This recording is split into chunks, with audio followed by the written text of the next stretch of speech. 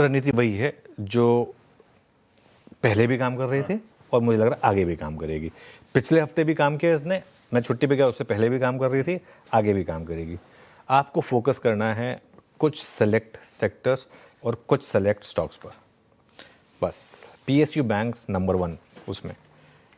Friday को भी SBI life time high पर बंद हुआ है, क्लोजिंग हाई पर। अगर आप देखें स्टॉक 1220 1230 के करीब हुआ है, वो ये देखिए, है ना। इन पर फोकस करना है आपको, जहाँ पर टैरिफ का टी से भी कोई लेना देना नहीं है, उन स्टॉक पर फोकस करें।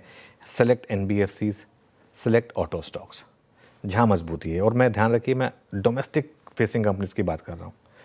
IT शेयरों में जहाँ जहाँ रैली हो वहाँ अपनी फंसी हुई पोजीशन से बाहर निकलें। ये एक टेक्टोनिक शिफ्ट है IT में देखिए फ्राइडे की भी रैली नहीं टिकी और हम डे लो पर बंद हुए।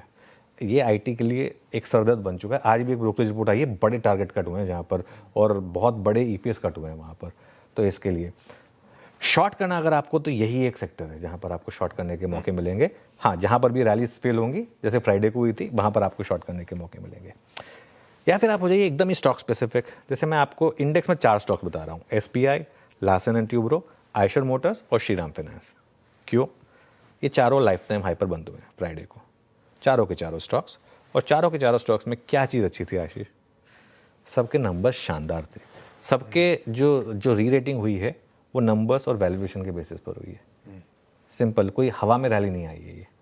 पिछले क्वार्टर के प्लीज़ इनके 3-3 महीने के चार्ट रखिए ताकि लोगों को हाँ, या एक महीने का चलेगा। L&T एक महीने में देखिए 17%, हाथी जैसा स्टॉक 17% भागा है। SBI का एक महीने का चार्ट रखिएगा, 18% भागा है। आयशर मोटर्स, अच्छा ये बात नहीं कि हमको, क्योंकि हमने पिछले एक महीने का मुंह देख लिया इसके लिए हम ये बात करें, ये लगातार हमारे 4-5 फेवरेट स्टॉक्स रहे हैं।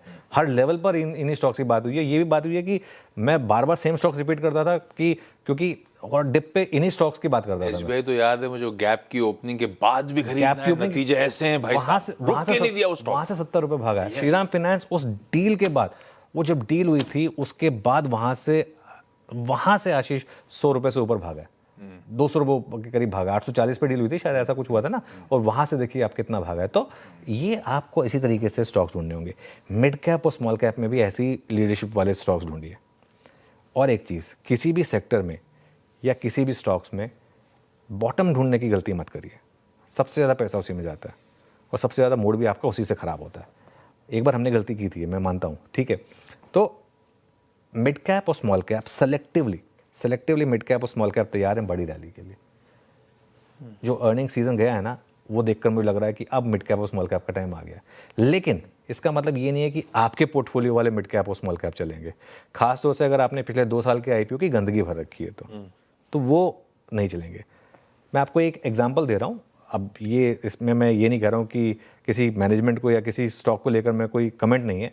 ओला जैसा स्टॉक इस मार्केट में भी लाइफ टाइम लो पर बंद हुआ है फ्राइडे को, 26 रुपये पर। कहाँ लोगों को 500 रुपये के सपने दिखाए गए थे, 26 रुपये पे आ गया ये स्टॉक। वो स्टैनली की हमने बात की थी, ऐसे कई, मैं मतलब इतने स्टॉक्स हैं, ड्रीम फोक्स 75% जो नीचे है ना, वो नहीं आएंगे वापस। अगर आपने अपना पोर्टफोलियो वो 2024 और 25 के खराब IPO वाले स्टॉक्स में भरा हुआ है, उनमें वापसी की उम्मीद मत करिए आप। वो आपका पैसा नहीं बना के देंगे, वो आपका पैसा यहाँ से और ही तोड़ेंगे।